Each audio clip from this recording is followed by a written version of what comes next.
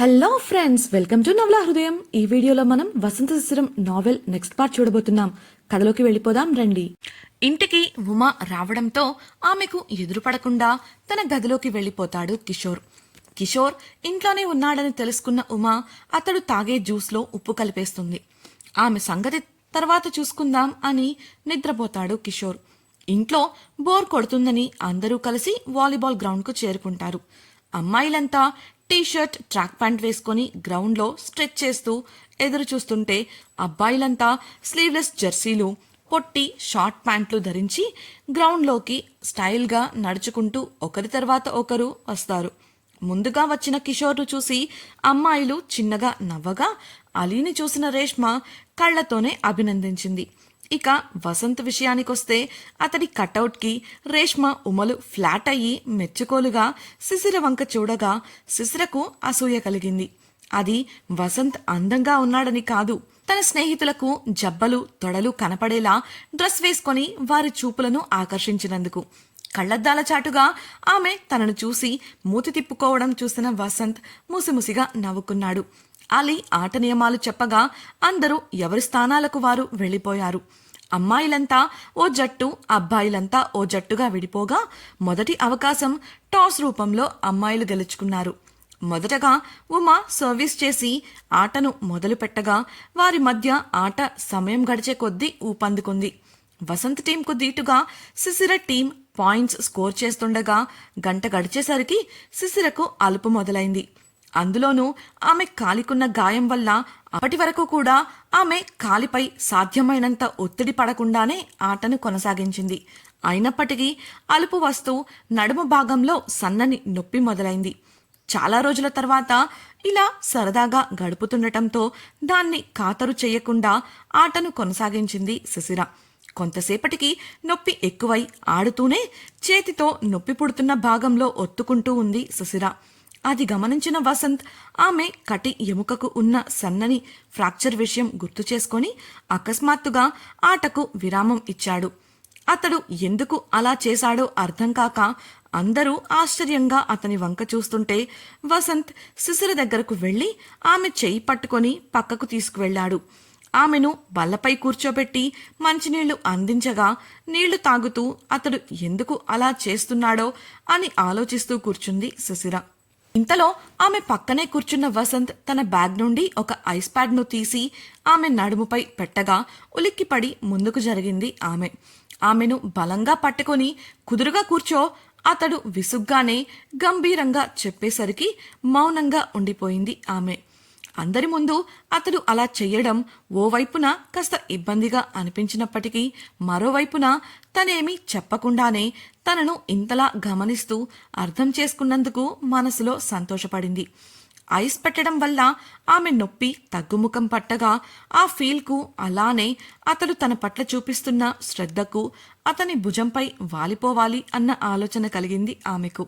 కానీ ఇంకేదో ఆమెను ఆపేయగా అతడి వంక ముభావంగా చూస్తూ ఉండిపోయింది శిశిర. వీరి సంగతి ఇలా ఉండగా అలీ, రేష్మలు కూడా కోర్టు బయటకు వెళ్లి ఒక చోట కూర్చోగా వారిని చూసిన తర్వాత ఒకరి ముఖాలు ఒకరు చూసుకున్నారు మిగిలిన ఉమా, కిషోర్లు. ఆ రెండు జంటలు వారి వారి పనుల్లో బిజీగా ఉండగా వీరు మాత్రం విసుగ్గా చూసుకుంటూ ఈసడించుకొని ముఖం తిప్పుకొని వ్యతిరేక దిశల్లో వెళ్లిపోయారు. అతనిపై ప్రతీకారం తీర్చుకోవడానికి ఏం చెయ్యాలా అని ఆమె ఆలోచిస్తుంటే ఆమెను ఏం చేసి ఏడిపించాలా అని కిషోర్ ఆలోచిస్తున్నాడు. శిశిర ఇంతకు మించి ఒత్తిడి తీసుకోవడం మంచిది కాదు అనుకున్న వసంత్ ఇకపై వేరే ఏదైనా ప్లాన్ చేయాలి అని అనుకున్నాడు. అలా ఆలోచిస్తుండగా శిశిర లేచి పదండి వెళ్లి ఆడుకుందాం అని అనడంతో ఆమె వంక విసుగ్గా చూశాడు వసంత్. అతడి చూపుకు ఏమైంది, ఎందుకలా చూస్తున్నారు నన్ను?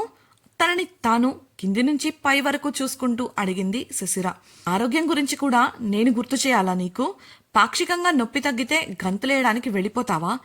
దేవుడా అని మనసులో అనుకుంటూ ఇక ఆడొద్దు, నాకు అలసటగా ఉంది, వేరే ఎక్కడికైనా వెళ్దాం, లైక్ షాపింగ్, ఆ తర్వాత డిన్నర్, మాల్కు వెళ్దాం, ఏమంటారు? అందరి వంక చూస్తూ అన్నాడు వసంత్.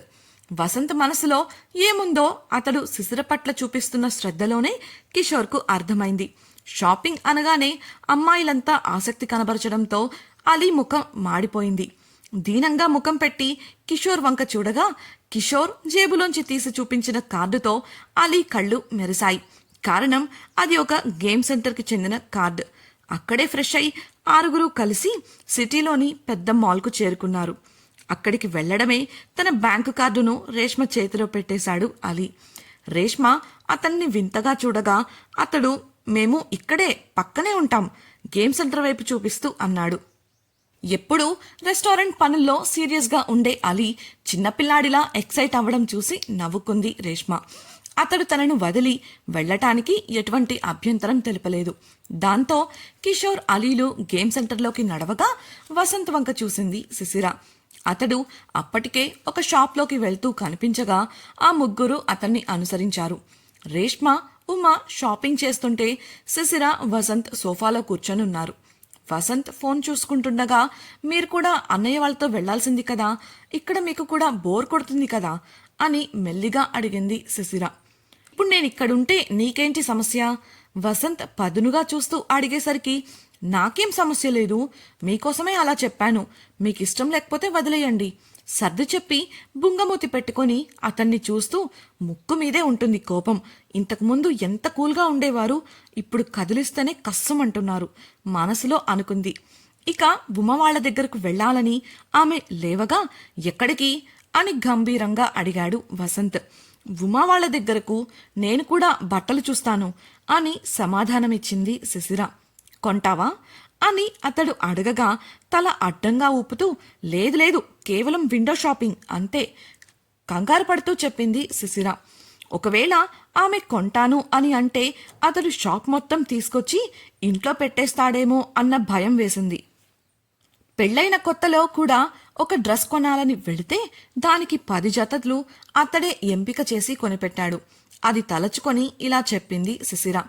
అంతకాడికి వెళ్లి అవస్థలు పట్టం అవసరమా, ఇక్కడే కూర్చో, వాళ్ల పనైతే వాళ్లే వస్తారు అని వసంత్ అనడంతో చేసేదేం లేక మౌనంగా అతని పక్కన సోఫాలో కూలబడింది శిశిర. వాలీబాల్ ఆడే సమయంలోనే శిశిరకు నడుము నొప్పి మొదలైంది. ఆ విషయం తెలిసిన వసంత్ ఇప్పుడు శిశిర ఇంకా నడుస్తూ సమస్యను పెద్దది చేసుకోవడం ఇష్టం లేక ఈ విధంగా చేశాడు. శిశిరకు బోర్ కొట్టి ఫోన్ తీసుకొని పజిల్ గేమ్స్ ఆడటం మొదలుపెట్టగా వసంత్ ఆమె పక్కకు జరిగి గమనిస్తూ ఉన్నాడు. మధ్య మధ్యలో ఏవైనా ఆమెకు తెలియకపోతే చెబుతూ ఉండగా శిశిర వింటూ గేమ్ ఆడుతోంది. అలా వారికి సమయం తెలియకుండానే దాదాపు 10 లెవెల్స్ ఆడేశారు. 11వ లెవెల్ ఆడుతున్న క్రమంలో షాపింగ్ ముగించుకొని వచ్చి వసంత్ వాళ్ల ముందు నిలబడ్డారు ఉమా, రేష్మలు.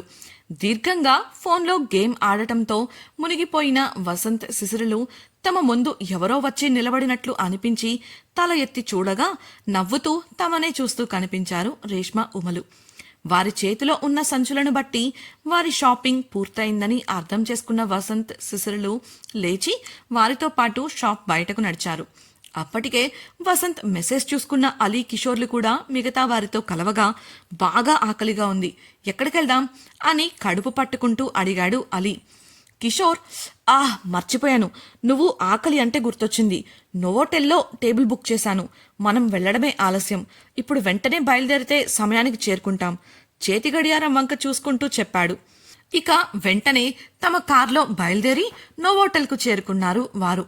ఉమా, రేష్మలకు ఇలాంటి హోటల్కు వెళ్లడం ఇది మొదటిసారి కావడంతో అబ్బురంగా చూస్తుంటే శిశిరకు మాత్రం అవేవీ పట్టలేదు.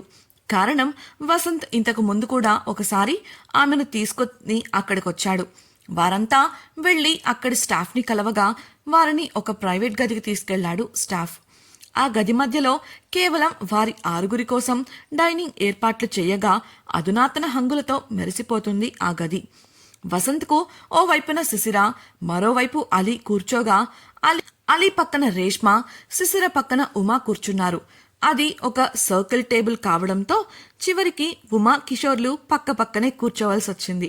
మిగతా 4 ఏ వంటకాలు ఆర్డర్ చేయాలా అని మెనూ చూస్తుంటే వీళ్ళిద్దరూ మాత్రం చూపులతోనే యుద్ధం మొదలుపెట్టేశారు.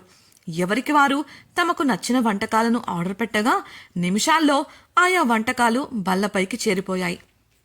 వాటి గుమగుమలు ప్రతి ఒక్కరి ఆకలిని రెట్టింపు చేయగా తినడం ప్రారంభించారు అంతా. అలా నెమ్మదిగా కిషోర్ ఉమల మధ్య టామ్ అండ్ జెర్రీ వార్ మొదలైంది. కిషోర్ ఒక ఉండలాంటి పదార్థాన్ని ఉమా ప్లేట్లో పెడుతూ, మీరు మా సిస్టర్ని చాలా బాగా చూసుకుంటున్నందుకు ఇది మీకోసం, తినండి అంటూ అందరికీ వినపడేలా చెప్పగా అందరూ వారి వైపు చూశారు.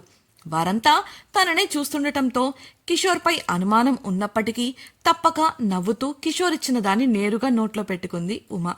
అంతే, ఆమె నోరు ముక్కు చెవులలోంచి వేడివేడి పొగలు కక్కగా ఇటు కక్కలేక అటు మింగాలేక నానా అవస్థలు పడింది. తన భావాలను పైకి కనిపించకుండా ఉంచడానికి చాలానే ప్రయత్నించింది. ఇంతకీ కిషోర్ ఆమెకు సర్వ్ చేసిన వంటకం ఏంటి? ఎందుకు ఉమా అటువంటి పరిస్థితి ఎదుర్కోవాల్సి వచ్చింది? ఇప్పుడు ఆమె కిషోర్ను ఊరికే వదులుతుందా? ఈ డిన్నర్ ఎలా ముగియబోతోంది? వీరి మధ్య జరుగుతున్న దాన్ని మిగతా వారు కనిపెడతారా? తెలుసుకోవాలనుకుంటున్నారా? అయితే ఛానల్ను సబ్స్క్రైబ్ చేసి వసంత శిశిరం రాబోయే ఎపిసోడ్స్ వినేయండి. అలాగే మీకు ఈ వీడియో నచ్చినట్లయితే లైక్ చేసి మీ సన్నిహితులతో షేర్ చేయండి. మీ అభిప్రాయాలను మాతో పంచుకోవడం కోసం కామెంట్ సెక్షన్లో తెలియజేయగలరు. ఇట్లు మీ నవలా హృదయం team. Thank you for listening.